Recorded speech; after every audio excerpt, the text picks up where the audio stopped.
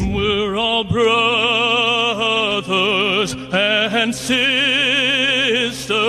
all lives matter to the grave. That is Remigio Pereira of the Tenors changing the lyrics to "O Canada" and holding up a sign reading "All Lives Matter" during their performance at the Major League Baseball All-Star Game in San Diego back in July. That performance led to so much backlash that since then, Remy's apologized for his actions but was kicked out of the group, and now he is telling only us how his controversial decision is making him fear for his life.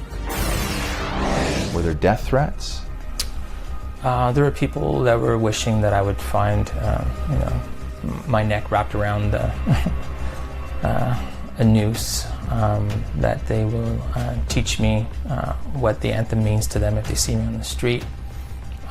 People, wanting to harm and insulting me and my family. My mother's been called a whore. It's been all-out assault on Remigio Pereira after his extremely controversial, career-defining national anthem moment at the MLB All-Star Game back in July. He singled himself out and used that platform to proclaim "All Lives Matter," a statement synonymous with racism. Black Lives Matter is a very real thing. Do you think that the backlash against you would have been less had you had the same sentiment, but you chose to hold up a sign that read something other than "All Lives Matter"? Well, I also put up a sign saying "United We Stand." If it was only "United We Stand," do you think that you would have been kicked out of the band? Do you think that you would have had to gone into hiding? Do you think that you would have had to feared for your life had you put anything other than "All Lives Matter"? Of course. I mean, this was like a moment. It just happened. It just came. Yeah. And with all the killing that was going on at that time, Alton Sterling, then there was the Dallas, the cops. I mean, it's craziness. Yeah. People need to be aware of what's going on. Yeah. You know what I mean? And we need to bond together. Yeah. All races, all creeds together, because the system is flawed. Did you think that you were maybe throwing your career away at that moment? To me, life is more important than money. Yeah.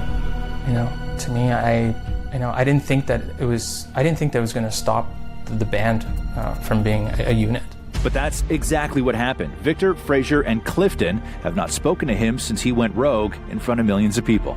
Clifton mentioned that he wanted me out of the band in the room when they were making the statement. How did he say that? I want you gone, man. I want you out. Are you still a business owner of the Tenors? Mm-hmm. How does that work? Well, I mean, they don't want me in the band anymore, so their lawyers are making proposals to get me out. Tomorrow, Remigio's frustration with the Tenors, how a 10-year relationship was wiped out in 2 minutes, plus how he's creating new music to help rebuild his image.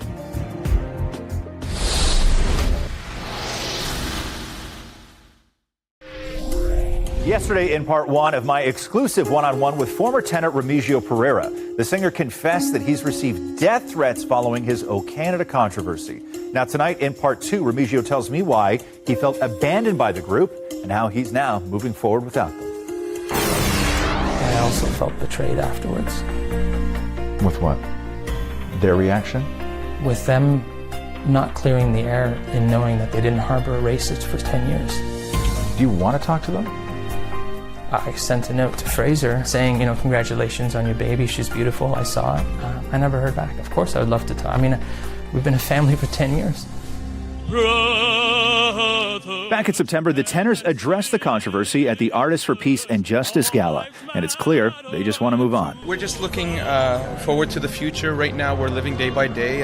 We're absorbing all the positive energy that we're receiving from our fans, which is great. Why didn't you ask the other guys in the band whether they were cool with taking any stand, let alone the stand that you took?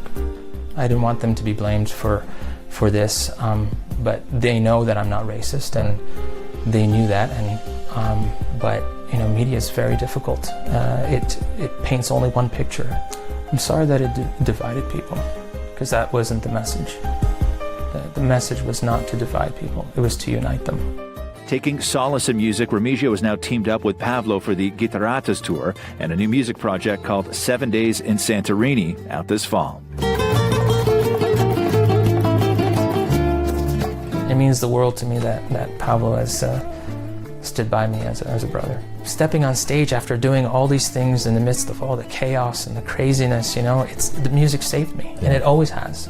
If you can make a difference in one person's life, then you can sleep well at night, and if you leave this place a little better than what it was, that's all that I can wish for in my time here.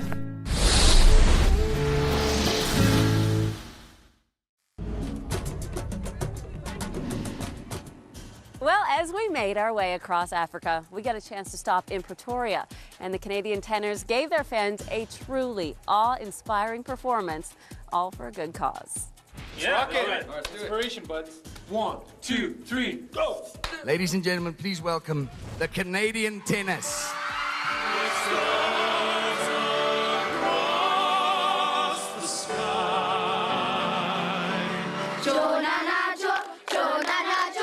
Tonight in Pretoria, the Tenors are getting a little backup from a gifted group of kids.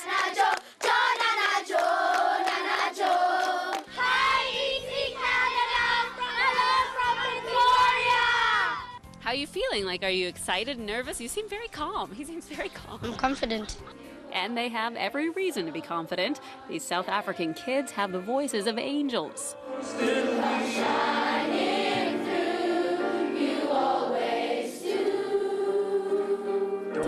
It's insane. We want to bring them on tour everywhere we go because there's such electricity in the audience. It's one thing for us to sing every night, but it's another thing to use our voices for the betterment of humanity. This unique collaboration was to support the 2010 Voices for Bulembu campaign.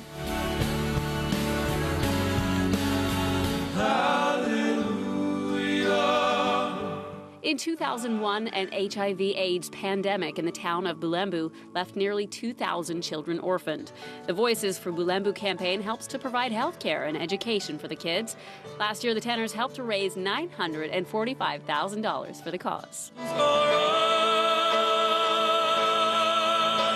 And even though the cause is very serious, the guys know it's important to keep doing what they do best. My name is Remigio, and I am the tallest Portuguese guy from the group. People come to be entertained, and that's what we're here for. We're also entertainers, and it can't all be tears. We like to joke around and poke fun at each other on stage and at ourselves, because we're Canadian and that's what we do. From South Africa, we travel to Swaziland, to the community of Bulembu.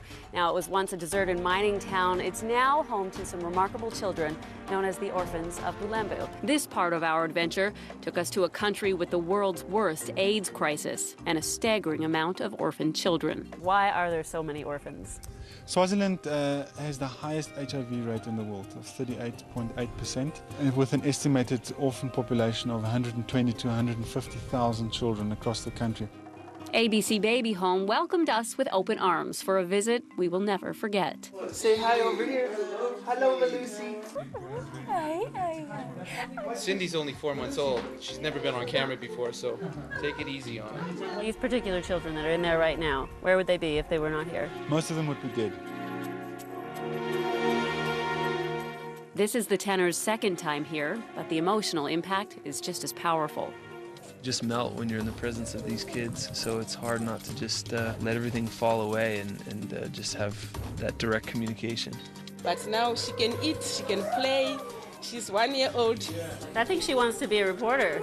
Take a few pictures and then you show them, and they're all so interested to see, what they look like, and they start smiling, and you build that kind of trust, something that they haven't had from the beginning, because some of these stories of these kids, some of the worst strife that anybody has ever imagined in the first 2 weeks of their life. That's what's great, I think, about this program, about this town, is these orphans are brought in, and they're not taken care of and then shipped off somewhere. They are brought in and taught how to be leaders of this community right here. And here's your voice in the camera over there. Say hello. Hello. Before life at the orphanage, most have endured abuse and hardship, the likes of which are unimaginable. But Bulembu offers them hope. they are taking care of us, and they do everything that we need, and they also give us love. An atmosphere like this, they're just giving right away, and it's because of the aunties here who take such great care of these kids. I'm just overwhelmed with emotion. I don't know what to say right now.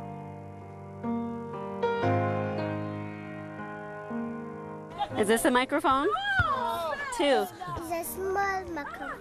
That's right.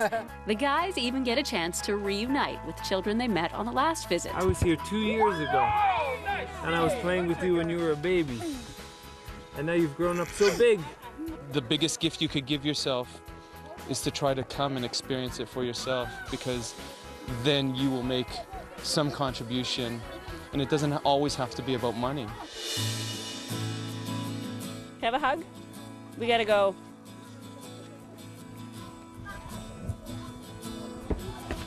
Thank you.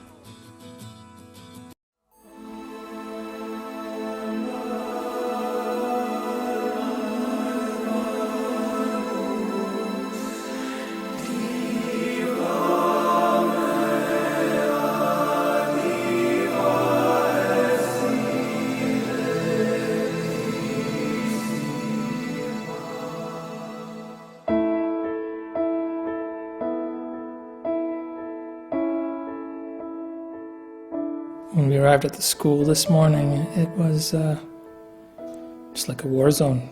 To show up to a former school that used to bustle with activity and kids, you could imagine it, you know, if you just sort of closed your eyes.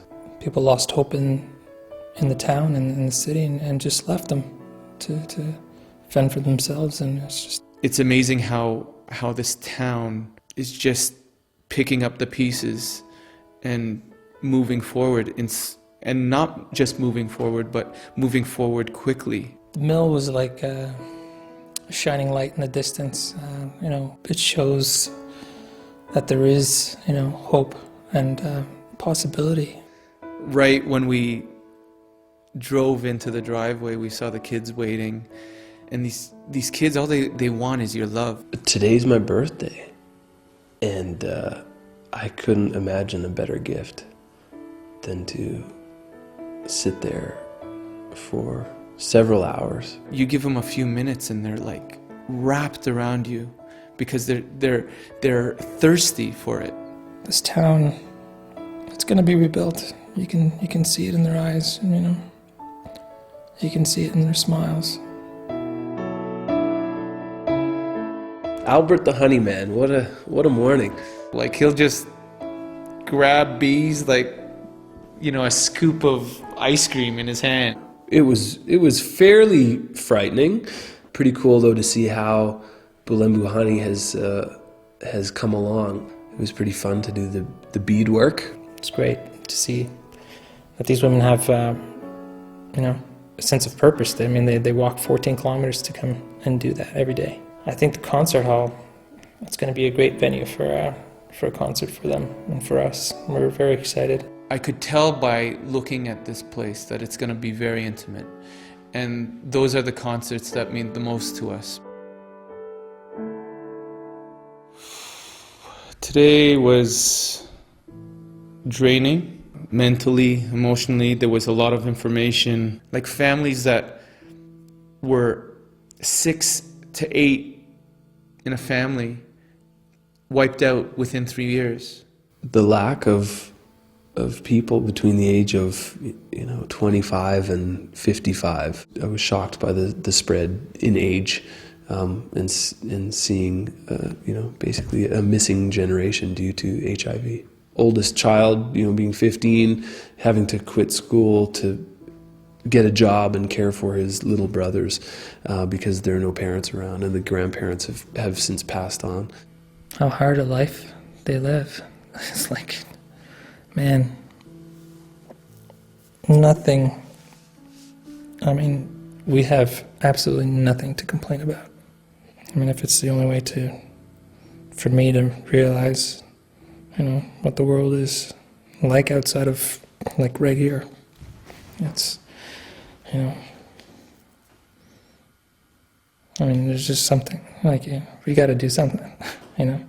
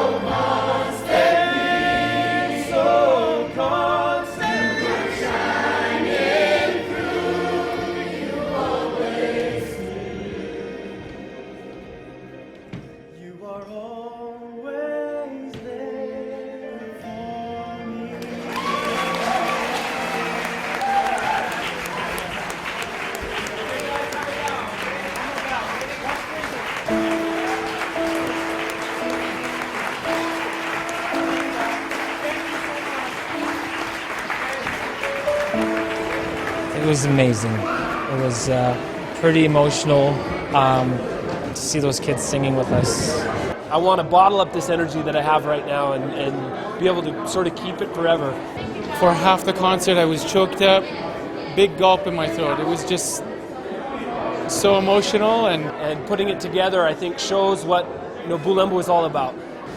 Hopefully tonight they felt like they're part of a family, and I know that we did. So it was.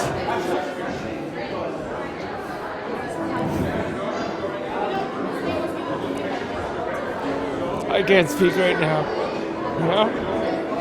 It was amazing. It's amazing.